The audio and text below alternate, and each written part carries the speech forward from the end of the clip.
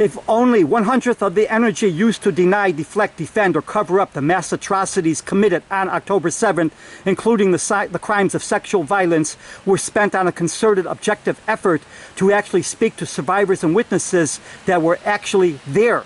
What is indisputable is that mass murder took place in Israel on October 7th. Hamas, Islamic Jihad, and others from Gaza themselves filmed many of their murders, their massacres, their kidnappings, their desecration of bodies they set on fire, shooting people at point-blank range, stabbings, mutilations, and other atrocities. The anti-Israel crowd seizes on the lack of sexual abuse survivors as one of their defenses or arguments to disprove that sexual abuse and rape occurred on October 7th against people in Israel, knowing full well that almost every victim of these crimes was also murdered. It does not take much leap to understand that people that murder defenseless people, including babies, children, defenseless men and women, including the very old, are perfectly capable of horrific acts of sexual abuse, rape, and mutilation. Raping, sexually abusing, and then murdering does not erase any of these horrific crimes. Murdering does not erase evidence. There is enormous forensic evidence obtained from those murdered on October 7th. As it turns out, there are survivors and witnesses to the sexual abuse, rapes, murders, and mutilations. However, even if there are no witnesses or survivors, this is not evidence or proof that rape and sexual abuse did not take place against the murdered. If murdering the people that are raped, sexually abused, and mutilated means getting away with these crimes, then there is no hope left for humanity. It is also beyond obscene to argue that rape and sexual abuse did not occur because there are dead bodies and no live survivors or witnesses.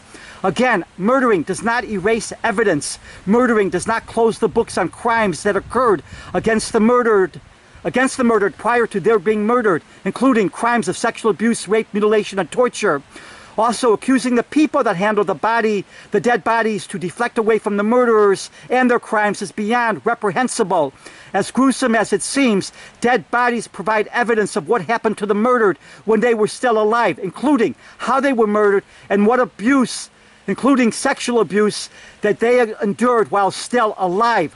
Only in a demented, twisted world would someone erase crimes of sexual abuse, rape, mutilation, and torture based on the argument there are only corpses and no living survivors or witnesses. If not for October 7th, there would not now be war in Gaza. Hamas and company murdered, kidnapped, wounded, mutilated, committed all kinds of atrocities against thousands of defenseless people inside of Israel on October 7th, starting a war.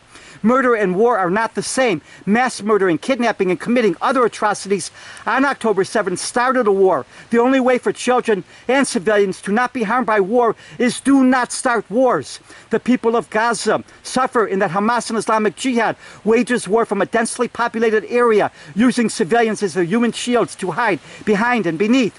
Someone that truly cares about children, women, and girls and civilians of Gaza does not have to like Israel, but they certainly would not defend, deflect, or deny October 7th. They would hold Hamas responsible for starting a war in densely populated Gaza. They would not defend Hamas terror tunnels built beneath ground to protect Hamas and Islamic Jihad, while not a single bomb shelter was built above ground to protect civilians. They would not hold Hamas blameless for brainwashing children to hate and for using children and other civilians as their human shields. They would find it unacceptable that to this day there are helpless people kidnapped from Israel, including young women, a baby, a toddler, people of all ages kept hostage in Gaza. Instead, they give cover to murderers, rapists, kidnappers, mutilators by deflection, denial, excuses, and more, harming the very people of Gaza they pretend to care about.